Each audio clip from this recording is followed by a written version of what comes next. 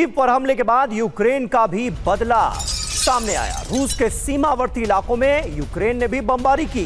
Kursk में guided बमों से तबाही मचाई गई है। केमिकल प्लांट पर भीषण बमबारी कर दी यूक्रेन ने। ये देखिए तस्वीरें ताजा हमले की। यूक्रेन की तरफ से कीव पर हुए हमलों का अब लिया जा रहा है बदला, बदले के जवाब में बदला। और एक और बड़ी खबर ओरशनिक हमले को लेकर। ओरशनिक हमले से ज़ेलेंस्की बहुत नाराज हैं। हमले का रूस से बदला अब यूक्रेन लेगा। रूस ने नागरिक ठिकानों पर हमला किया, लेकिन सवाल ये उठता है कि आखिर यूक्रेन ने क्या किया। एक हॉस्टल पर हमला किया गया जहां पर कई छात्रों की मौत हो गई और इसी के बाद पुतिन की तरफ से ऑर्डर दिया गया इन विध्वंसक हमलों का।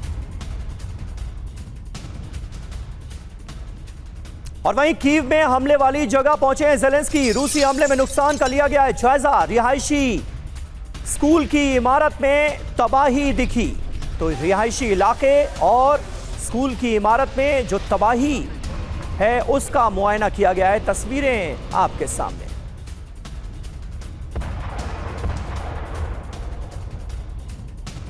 और एक और बड़ी खबर कीव पर ओरशनिक हमले के बाद यूरोपीय यूनियन में हड़कंप मचा हुआ है। ईयू को अब परमाणु युद्ध की आशंका और ज्यादा गहराती हुई नजर आ रही है।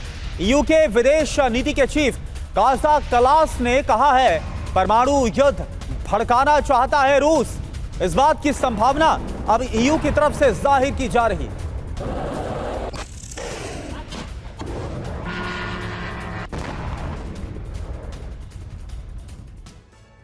तो ओरशनिक से प्रहार किया गया है। परमाणु युद्ध का डर अब सता रहा है कि कहीं ये जंग एटमी जंग में तब्दील ना हो जाए। इसे लेकर यूरोपियन यूनियन की तरफ से क्या दावा किया गया है ये भी आपको बताते हैं। ये देखिए पूरी डिटेल आपके सामने। यूक्रेन वॉर को परमाणु युद्ध की तरफ ले जा रहा है रूस, ये कहा गया है। ओरशनिक के इस्तेमाल से रूस की डराने वाली रणनीति सामने आई है। पूरा जिम्मा जो है वो रूस के सिर मरने की कोशिश की है ईयू ने। ओरशनिक से हमले किए गए। पहला हमला देखिए कब हुआ, नीप्रो में 21 नवंबर 2024 को।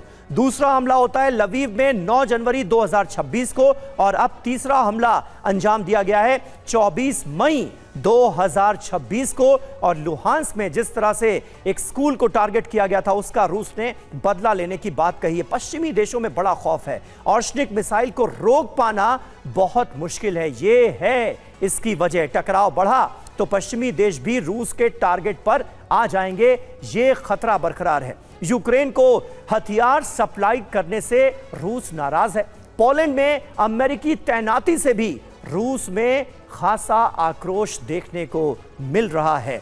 नाटो देशों की तरफ से, नाटो चीफ की तरफ से संदीप जी, दावे तो बड़े बड़े किए जा रहे हैं, धमकियां बड़ी बड़ी दी जा रही हैं, लेकिन क्या लगता है नाटो के अस्तित्व पर खतरे की एक तरफ बात होती है और दूसरी तरफ रूस यूक्रेन युद्ध में नाटो का इतना आक्रामक रुख कैसे देखा जाए इसे?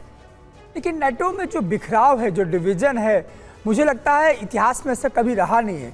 मैं भी कल ही का एक न्यूज़ अभी कोट कर रहा था कि जॉर्जिया मेलोनी ने कहा कि हमें पुतिन से डायरेक्ट बात करना होगा। हाँ। क्योंकि नेटो के लोगों ने देख चुका है, जितनी कंट्री देख लेके इनका जो गार्जियन था वो मैंने बताया कि वेंटिलेटर पर है। तो एक तरफ अमेरिका और खुद नेटो से आर्टिकल 5 आपस में लड़ रहा है। हमने इसके पहले कई बार जिक्र कर चुके हैं ग्रीनलैंड को लेकर के।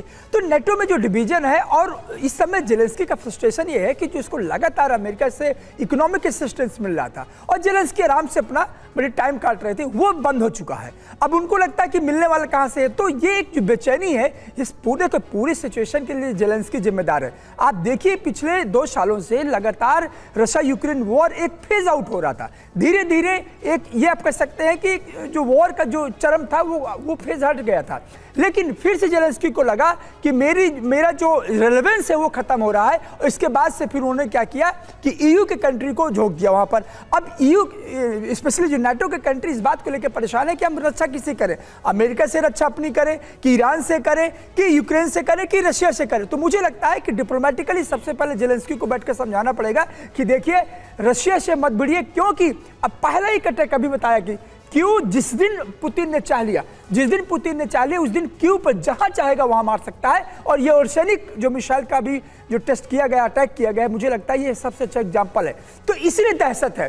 जब अभी आप बता रहे न्यूक्लियर टेस्ट की रक्षा कर सकता है, उसके दहशत का रीजन यही है कि उनको मालूम कि यूक्रेन के अंदर उतना कैपेबिलिटी नहीं है कि उसको रोक पाए। लेकिन जेलेंस्की के मन में क्या है ये तो समय बताएगा, लेकिन इतना तय है कि ये जेलेंस्की नहीं चाहता है कि यूक्रेन सही से रहे, शांति से रहे।